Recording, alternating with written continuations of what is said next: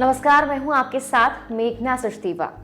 भारत की सिद्ध धरा पर योग के माध्यम से आध्यात्मिक चेतना को दिशा देने वाले सिद्ध संत श्यामा चरण लाहिड़ी ने विलुप्त हो चुकी योग शास्त्र के महत्वपूर्ण विधा क्रिया योग को नवजीवन दिया था।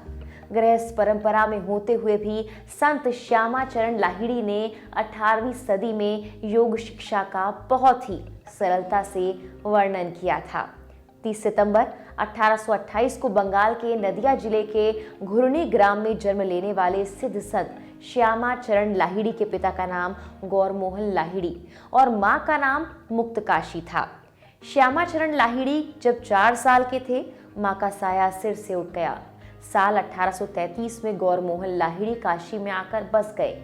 बचपन में ही श्यामा चरण लाहिड़ी योग की ओर आकृष्ट हो गए।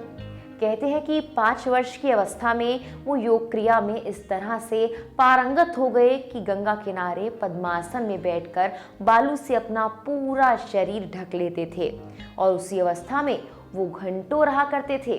श्यामा चरण लाहिड़ी ने काशी में संस्कृत, उर्दू, बांग्ला, अंग्रेजी और फ्रेंच भाषा की शिक्षा ली। साल 1846 में जब वो 18 साल के थे, उनका विवाह काशी मणि से हो गया। साल 1851 में श्यामा चरण लाहिड़ी की नौकरी ब्रिटिश सरकार के मिलिट्री इंजीनियरिंग विभाग में लेखपाल के पद पर लग गई। नौकरी के दौरान साल 1861 में उनका ट्रांसफर हुआ और वो रानीखेत पहुंचे। वहीं श्यामा चरण लाहिड़ी को उनके गुरु महावतार बाबा मिले। महावतार बाबा ने लाहिड़ी जी से कहा कि उनकी प्रेरणा से ही वो रानीखेत पहुंचे हैं। महावतार बाबा ने वहीं पर श्यामा चरण लाहिड़ी को क्रिया योग की दीक्षा दी।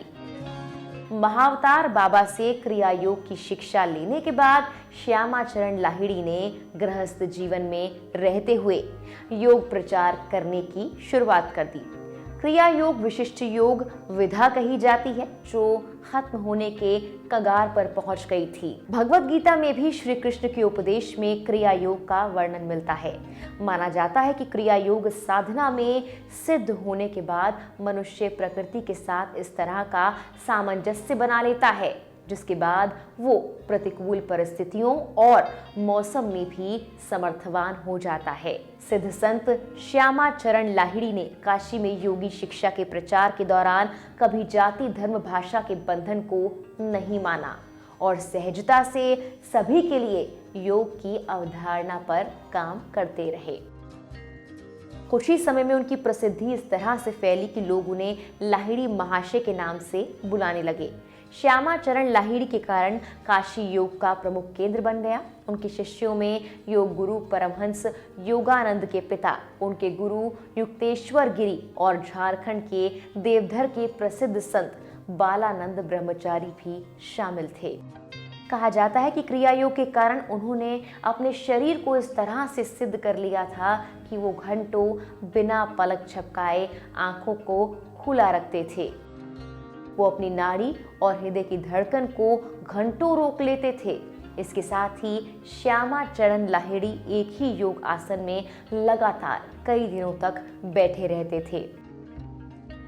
नौकरी और पारिवारिक जिम्मेदारियों को निभाते हुए योग की क्रिया साधना को उसके उच्चतम बिंदु पर पहुंचाने वाले सिद्ध योगी श्यामा चरण लाहिड़ी का 26 सितंबर 1995 को देहांत हुआ था।